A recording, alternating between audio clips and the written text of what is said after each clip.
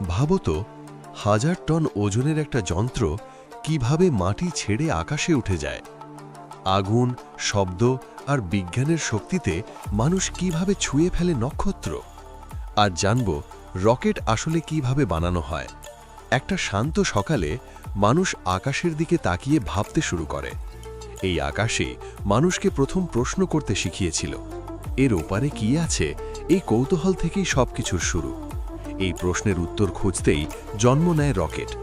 Rocket শুধু যন্ত্র নয়, এটা মানুষের স্বপ্ন। বিজ্ঞান আর সাহস একসাথে কাজ করলেই রকেট সম্ভব। রকেট বানানোর শুরুটা হয় কাগজে আঁকা নকশা দিয়ে।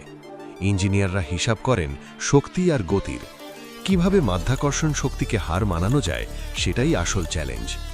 এরপর শুরু হয় রকেট তৈরির কাজ।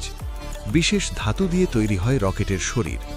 এই ধাতু হালকা কিন্তু ভীষণ শক্ত। রকেটের সবচেয়ে গুরুত্বপূর্ণ অংশ হল ইঞ্জিন। এই ইঞ্জিনেই লুকিয়ে থাকে প্রচণ্ড শক্তি। জ্বালানি আর অক্সিজেন একসাথে পুড়ে তৈরি করে আগুন। এই আগুনই রকেটকে আকাশের দিকে ঠেলে দেয়। ইঞ্জিন একবার নয়, বারবার পরীক্ষা করা হয়, কারণ সামান্য ভুল মানেই বড় বিপদ। এরপর তৈরি হয় জ্বালানির ট্যাঙ্ক। এখানে রাখা হয় অত্যন্ত ঠান্ডা তরল জ্বালানি। এই জ্বালানি খুব সাবধানে নিয়ন্ত্রণ করতে হয়। সব অংশ আলাদা আলাদা করে তৈরি করা হয়। তারপর সেগুলো একসাথে জোড়া লাগানো হয়। বিশাল অ্যাসেম্বলি বিল্ডিংয়ে এই কাজ হয়। প্রতিটা তার আর সংযোগ পরীক্ষা করা হয়। একটুও ভুল থাকার সুযোগ নেই। এরপর রকেটের মাথায় বসানো হয় স্যাটেলাইট। এই স্যাটেলাইট আমাদের অনেক কাজে সাহায্য করে। আবহাওয়া থেকে শুরু করে যোগাযোগ, সব কিছুতেই। সব প্রস্তুত হলে রকেটকে লঞ্চ প্যাডে নেওয়া হয়। এই মুহূর্তটা সবচেয়ে গুরুত্বপূর্ণ। ইঞ্জিনিয়াররা শেষবারের মতো সব যাচাই করেন। এরপর শুরু হয় কাউন্টডাউন। 10 থেকে গোনা শুরু হয়।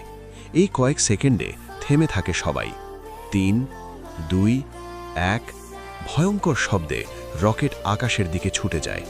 মাটি ছেড়ে ওঠার মুহূর্তটা ঐতিহাসিক। রকেট ভেদ করে মেঘ, ধীরে ধীরে পেরিয়ে যায় বায়ুমণ্ডল।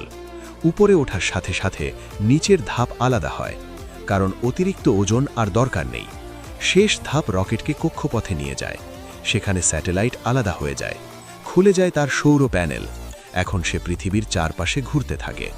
দিন রাত নিরবিচ্ছিন্ন কাজ চলে। পৃথিবী থেকে বিজ্ঞানীরা সব কিছু নজরে রাখেন। প্রতিটা সংকেত বিশ্লেষণ করা হয়। সমস্যা হলে স্বয়ংক্রিয় সিস্টেম চালু হয়, কারণ মহাকাশে ভুল করার সুযোগ নেই। সব মিশন সফল হয় না। অনেক রকেট ব্যর্থ হয়, কিন্তু সেই ব্যর্থতা থেকেই শেখা যায়। নতুন প্রযুক্তি তৈরি হয়। আজকের রকেট বারবার ব্যবহার করা যায়। এতে খরচ অনেক কমে যায়। ভবিষ্যৎ আরও কাছে আসে। মানুষ একদিন চাঁদে পৌঁছেছে, এখন লক্ষ্য মঙ্গল গ্রহ। রকেটই সেই পথ খুলে দিচ্ছে। একদিন মানুষ অন্য গ্রহেও যাবে। আজ শিশুরা রকেট দেখে স্বপ্ন দেখে, কাল তারাই হবে ভবিষ্যতের নির্মাতা। রকেট আমাদের সাহস করতে শেখায়, ভয়কে জয় করতে শেখায়, অসম্ভবকে সম্ভব করার গল্প শোনায়। আকাশ আর সীমা নয়, মানুষ আরও দূরে যেতে চায়, নক্ষত্রের দিকে। এই যাত্রা থেমে থাকার নয়, প্রযুক্তি আমাদের এগিয়ে নিয়ে যাচ্ছে। মানুষের কৌতূহলই সবচেয়ে বড় শক্তি। এই কৌতূহলই রকেট তৈরি করেছে। এই কৌতূহলই ভবিষ্যৎ গড়বে। প্রতিটি উৎক্ষেপণ নতুন আশা, প্রতিটি সফলতা নতুন পথ। মানুষ এগিয়ে চলেছে অজানার দিকে। নক্ষত্রের পথে আমাদের যাত্রা চলছেই।